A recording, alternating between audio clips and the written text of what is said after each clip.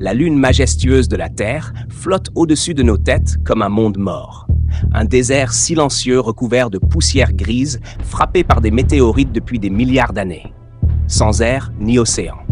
Pourtant, aujourd'hui, certains scientifiques pensent qu'un jour, l'humanité pourrait transformer cet enfer glacé en une véritable seconde Terre. Et honnêtement, quand on voit jusqu'où la technologie avance, la question devient de plus en plus sérieuse. Alors aujourd'hui, on va voir ce qui se passerait si la Lune devenait habitable. Au début, rien ne semblerait possible. Parce que le problème numéro 1 de la Lune, c'est son absence totale d'atmosphère. Là-bas, il n'y a aucun air à respirer. Le ciel est complètement noir, même en plein jour. Et les températures sont absurdes. Plus de 120 degrés au soleil, puis moins 170 dans l'ombre.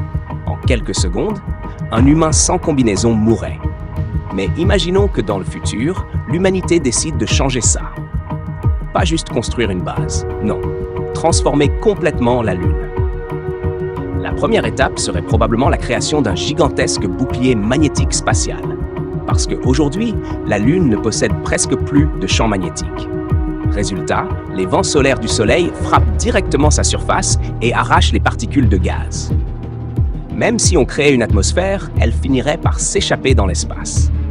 Les scientifiques devraient donc construire une sorte de parapluie magnétique colossal entre la Terre et la Lune.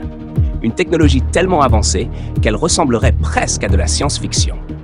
Puis viendrait le projet le plus fou de toute l'histoire humaine, fabriquer un ciel.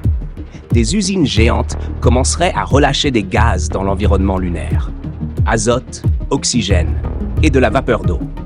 Petit à petit, une mince couche atmosphérique apparaîtrait autour de la Lune. Au début, elle serait presque invisible. Puis le ciel noir commencerait à devenir légèrement bleu. Imaginez un lever de terre vu depuis une Lune avec un vrai ciel. Mais même avec une atmosphère, il manquerait encore quelque chose d'essentiel, l'eau liquide.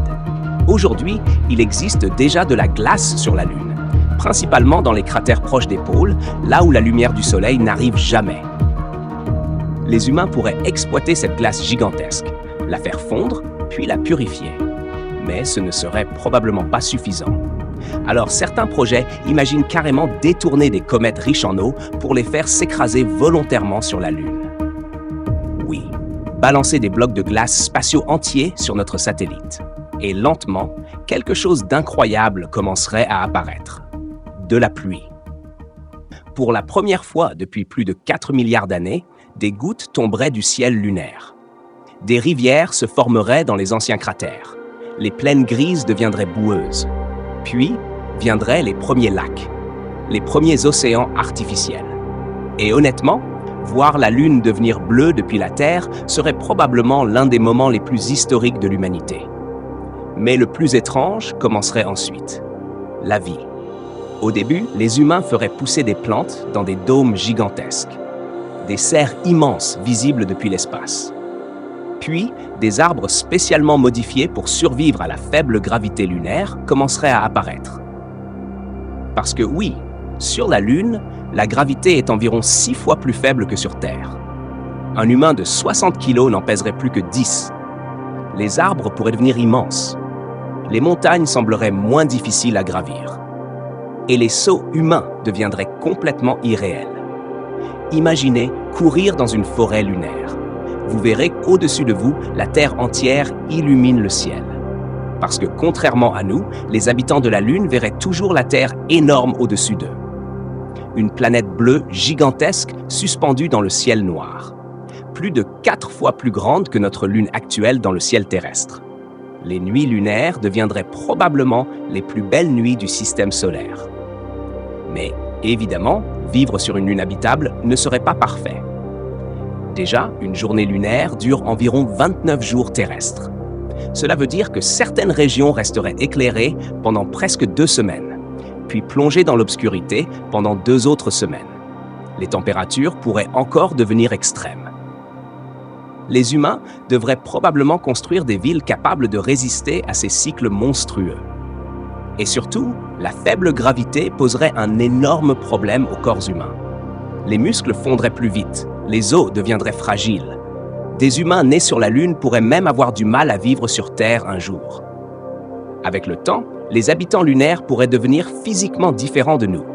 Plus grands, plus fins, adaptés à une gravité faible. Imaginez les premières mégapoles lunaires.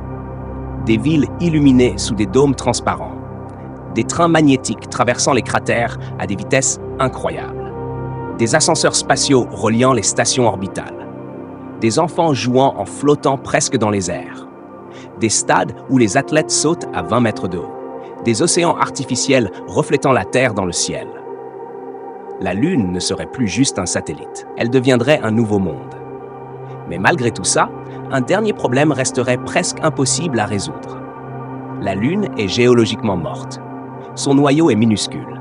Sans activité interne puissante, maintenir une atmosphère stable pendant des millions d'années serait extrêmement compliqué. Petit à petit, le vent solaire pourrait recommencer à arracher l'air. L'humanité devrait entretenir la Lune constamment, comme une planète artificiellement vivante. Et c'est peut-être ça le plus fascinant. La première planète créée non pas par la nature, mais par une civilisation. Un monde entièrement reconstruit par l'humanité.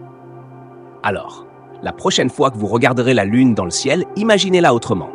Imaginez des océans, des nuages, des lumières de villes géantes visibles depuis la Terre. Imaginez des humains vivant là-haut, regardant notre planète comme nous regardons aujourd'hui la leur. Parce qu'un jour, cette idée complètement folle pourrait peut-être devenir réalité.